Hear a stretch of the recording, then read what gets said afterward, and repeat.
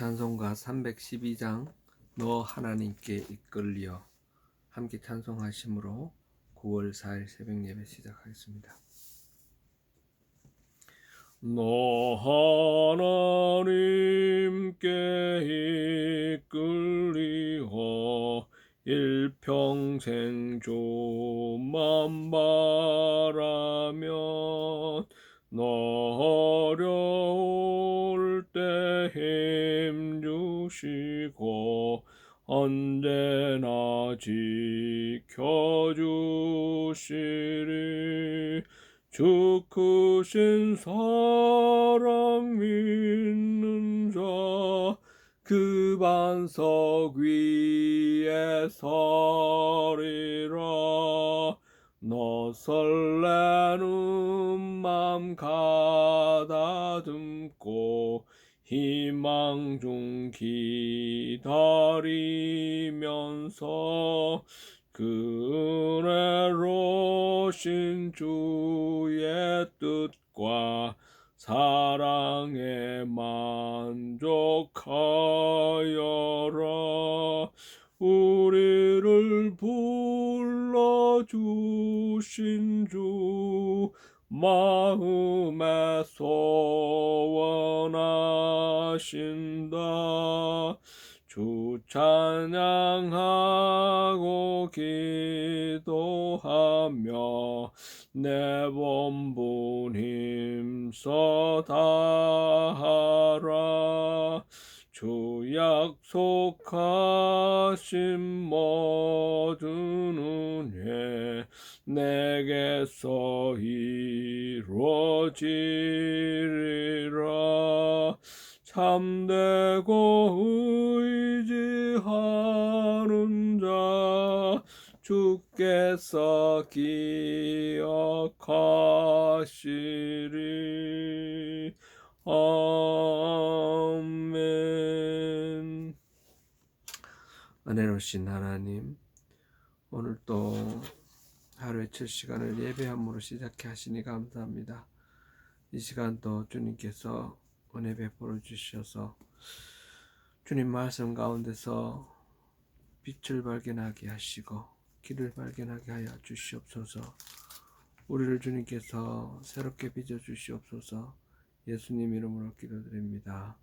아멘. 함께 은혜 나눌 말씀은 누가복음 4장입니다. 누가복음 4장 23절부터 30절까지 봉독하시겠습니다. 누가복음 4장 23절부터 30절까지입니다. 함께 봉독하시겠습니다. 예수께서 그들에게 이르시되 너희가 반드시 어서야 너 자신을 고치라 하는 속담을 인용하여 내게 말하기를 우리가 들은 바 가버나움에서 행한 일을 내 고향 여기서도 행하라 하리라. 또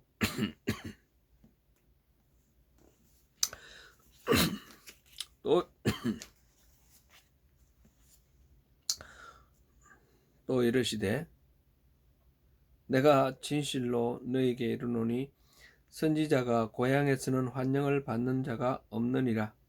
내가 참으로 너희에게 이르노니 엘리야 시대에 하늘이 3년 6개월간 닫히어 온 땅에 큰 흉년이 들었을 때에 이스라엘에 많은 과부가 있었으되 엘리야가 그 중 한 사람에게도 보내심을 받지 않고 오직 시돈 땅에 있는 사렙다의 한 과부에게 뿐이었으며 또 선지자 엘리사 때에 이스라엘에 많은 나병 환자가 있었으되 그 중의 한 사람도 깨끗함을 얻지 못하고 오직 수리아 사람 나만 뿐이었느니라.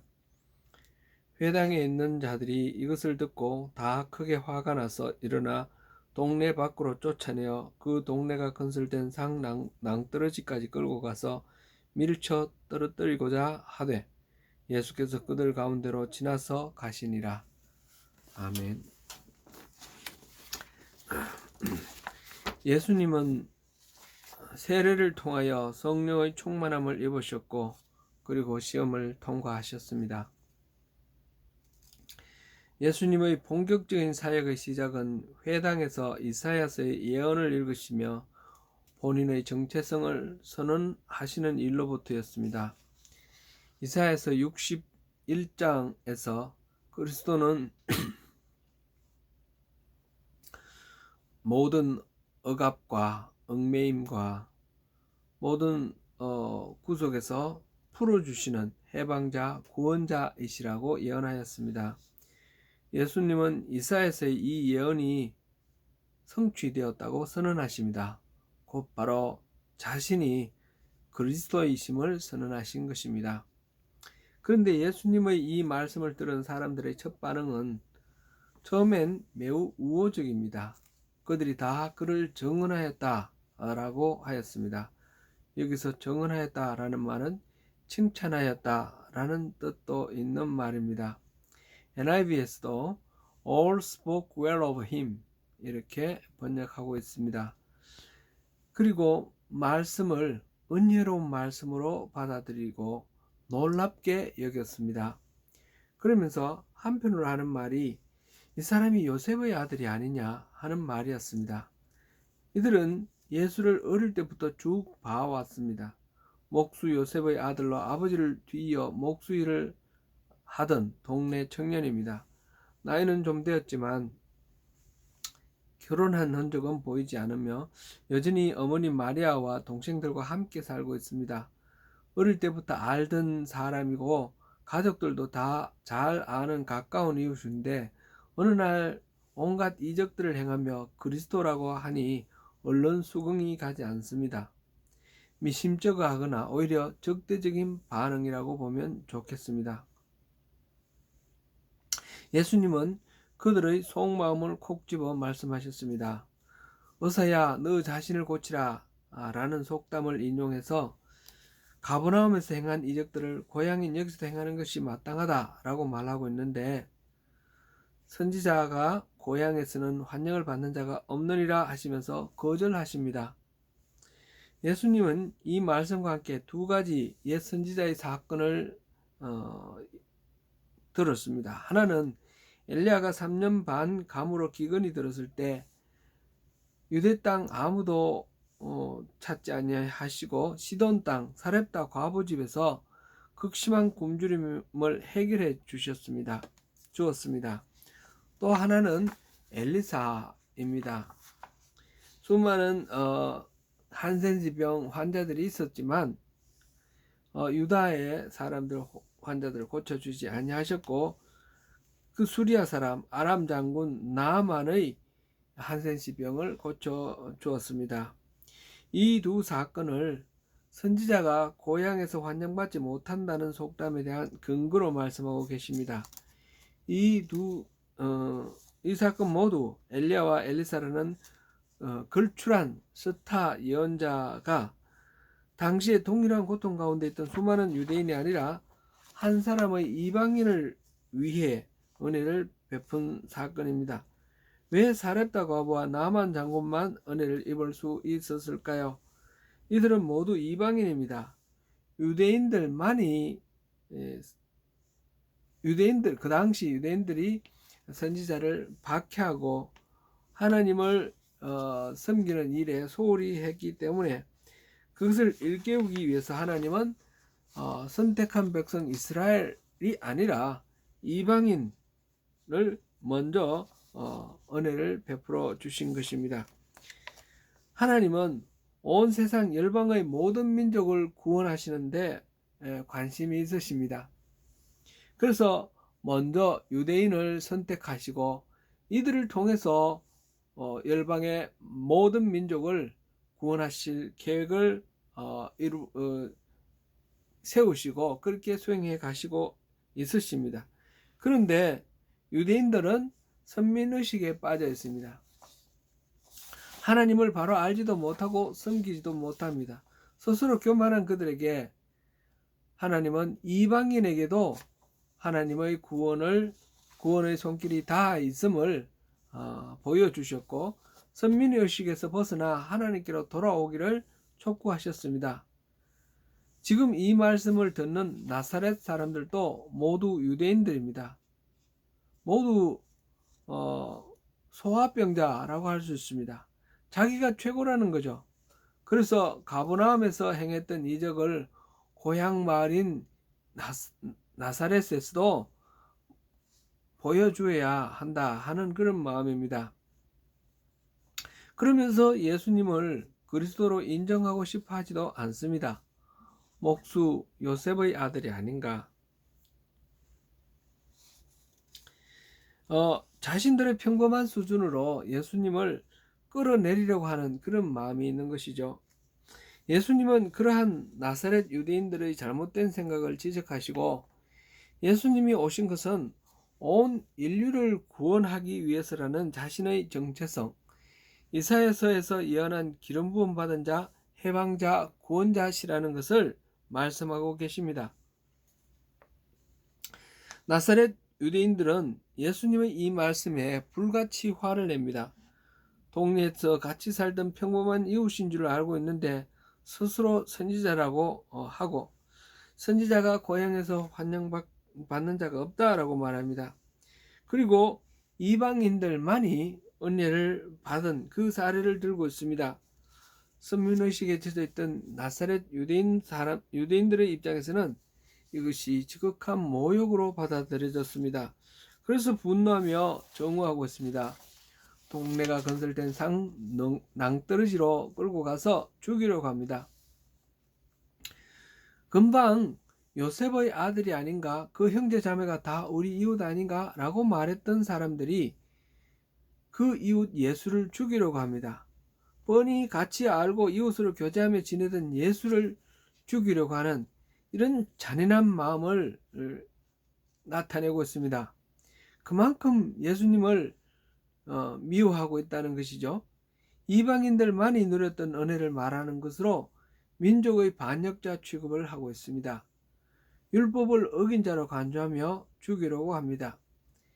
예수님은 아직 죽을 때가 아니기 때문에 그들 가운데서 초연히 걸어 나오십니다. 예수님께는 그들이 어찌 해볼 수 없는 그런 위험을 갖고 계십니다. 예수님을 죽이려고 끌고 왔던 사람들이 아무 제지도 하지 못하고 멍하니 바라보고 있는 가운데 예수님은 당당히 걸어 나오셨습니다. 그리고 예수님은 나사렛을 떠나셨습니다. 오늘 이 본문에서 우리가 확인할 수 있는 것은, 첫째, 하나님이 주신 사명의 길은 결코 꽃길이 아니라는 사실입니다. 예수님의 사역의 첫걸음은 나사렛 사람의 배척과 핍박입니다. 목숨을 위협하는 극단적인 증오와 배척입니다. 누가복음에서 예수님의 사역을 세 부분으로 나눴었죠. 갈릴리 지방에서 사역, 그리고 갈릴리에서 예루살렘으로 이동하는 동안의 사역, 그 다음에 예루살렘에서 있었던 사역, 이렇게 나누는데, 지금 갈릴리 지방에서 일어났던 사역의 첫 번째입니다. 그것이 바로 고향 나사렛 마을 공회당에 가서 이사야서를 읽고, 그리고 거기서 말씀을 나누는 그 과정이죠. 여기에서 첫 번째가 바로 핍박이죠. 죽이려고 하는 그런 핍박이었습니다. 누가복음 9장 51절부터 19장 44절까지가 갈릴리 지방에서 예루살렘으로 이동하는 예수님 사역의 제2편입니다. 근데 그 2편의 첫 번째도 9장 51절부터 56절 사이의 내용은 사마리아 사람이 예수님과 그 일행을 핍박하고 배척하는 그런 장면입니다. 두 번째로는 선민의식이 문제라는 것입니다. 예수님을 배척하고 핍박하는 이유가 다름 아니라 선민의식이라는 것입니다. 종교 지도자들만 문제가 아닙니다. 이 나사렛 시골 동네에 이 유대인들도 똑같은 문제에 사로잡혀 있습니다. 이방인들이 유대인들보다 먼저 은혜 받는다는 그 말을 듣지 못하고 용납하지 못해서 분해하고 증오합니다. 하나님의 은혜는 누구도 독점할 수 없습니다. 하나님은 세상을 이처럼 사랑하사 독생자를 주셨다 하였습니다. 우리가 가지고 있는 선민의식 점검해 볼 필요가 있겠습니다. 오늘날 우리는 교회에 나오니까 우리는 선택받은 백성, 우리는 특별한 존재라고 생각합니다. 그래서 우리는 구원받았고 교회 밖에 있는 사람들은 구원받지 못하고 멸망당할 사람이다 생각하면서 우월의식을 가지고 있고 선민의식을 가지고 있습니다. 그러나 이것은 우리가 착각이라는 것을 인정해야 됩니다. 우리가 구원받고 구원받지 못하는 것은 내가 믿느냐 믿지 않느냐가 아니라 하나님이 구원하시느냐 구원하지 아니하시느냐에 달려 있습니다. 내가 봤을 때 예수 안 믿는 사람, 교회 다니지 않는 사람 이렇게 해서 구원받지 못하는구나 생각하지만 그가 진정으로 하나님을 믿고 따르는지 우리는 판단할 수가 없습니다. 내가 교회 열심히 다니더라도 오늘날 교회 다니는 사람들 보면 진정으로 하나님을 믿고 신뢰하는 그런 신앙인이 아닌 사람들도 많다라는 것을 우리가 봅니다. 그러니까 우리가 그릇된 선민의식에 빠져 있어서는 안 됩니다. 중요한 것은 나와 하나님과의 관계인 것이지 내가 선민의식을 가지고 내가 구원받았다라는 나의 생각, 확신 이것이 구원을 결정하는 것처럼 그렇게 생각하면 안 됩니다. 세 번째로 생각할 것은 자신의 죄를 정직하게 인정하고 회개하는 것이 열쇠입니다. 나사렛 사람들은 마음속으로 예수님을 그다지 존중하지 않고 있었습니다. 그런데 예수님은 그들의 속마음을 다 아셨습니다. 그래서 먼저 다 말씀하십니다. 그들의 속에 감추고 있던 그런 부끄러운 모습을 이렇게 다 말씀을 하시는 것입니다. 그들의 선민의식을 지적하시고 은혜를 독점할 수 없다는 것을 말씀하십니다. 그리고 선지자를 고향 사람이기 때문에 선입관과 편견을 가지고 온전하게 존중하지 못하는 그들의 그 마음을 다 말씀을 하십니다. 우리가 속에 감추고 있던 부끄러운 모습이 들키면 어떻게 해야 합니까? 당연히 회개하고 돌이키면 됩니다. 그러나 살아온 삶의 내력이 있어서 자신의 잘못을 인정하고 돌이키는 것이 여간 어려운 것이 아닙니다. 특별히 우리에게는 자존심이라는 게 있어서 웬만하면 자기의 잘못을 인정하지 않으려고 합니다. 오순절날 베드로의 설교를 듣고 많은 사람들이 마음이 찔렸습니다. 어떻게 반응했습니까? 우리가 어떻게 해야 합니까? 물어보고 회개하고 세례를 받고 구원받았습니다. 스데반이 설교를 할 때 많은 사람들이 마음이 찔렸습니다. 어떻게 했습니까?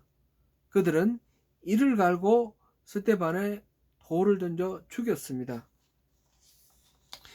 극단적으로 갈린 반응입니다. 마음에 찔릴 때 우리는 정직하게 반응해야 살 수 있습니다. 세상을 살아가는 사람들을 보면서 그리고 또 저 자신을 보면서 인간은 참으로 사악하구나, 참으로 죄인이구나, 주여 이 죄인을 용서하소서 이렇게 탄식하지 않을 수 없습니다. 우리의 허물을 정직하게 인정하고 주님이 가신 가시밭길을 기쁨으로 걷는 가운데 하나님이 예배하신 은혜를 누리시는 저와 여러분이 되시기를 축원합니다. 기도하겠습니다. 은혜로우신 하나님, 예수님께서 갈릴리 지방에서 사역의 첫 발을 딛는 그 장면에서 고향 사람 나사렛 사람들로부터 박해를 받고 핍박을 당하며 배척당하는 그 장면을 살펴보았습니다.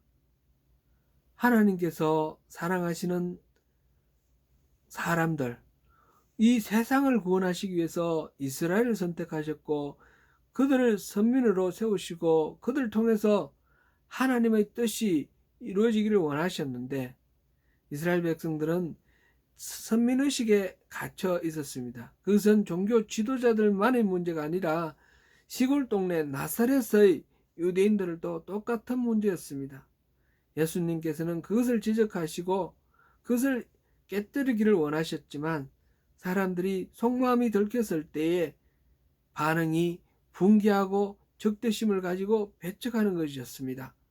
하나님, 예수님이 시작하신 사역의 첫 장면에서 이러한 인간의 속성을 바라보고 우리의 죄를 바라보게 하시는 이 누가복음 기록자 누가의 그 마음을 통해서 하나님의 마음을 읽습니다.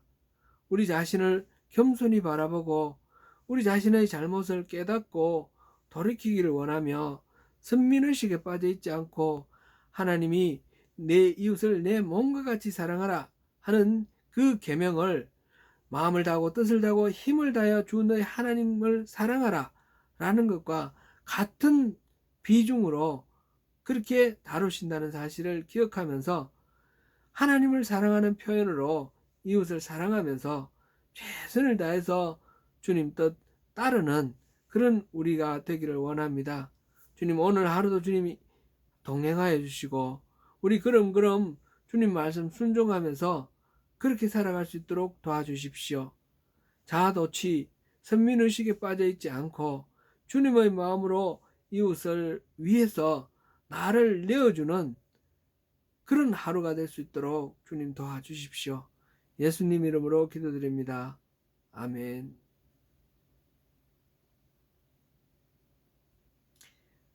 네, 계속해서 더 깊은 묵상과 또 기도로 또 하나님 만나시길 바랍니다.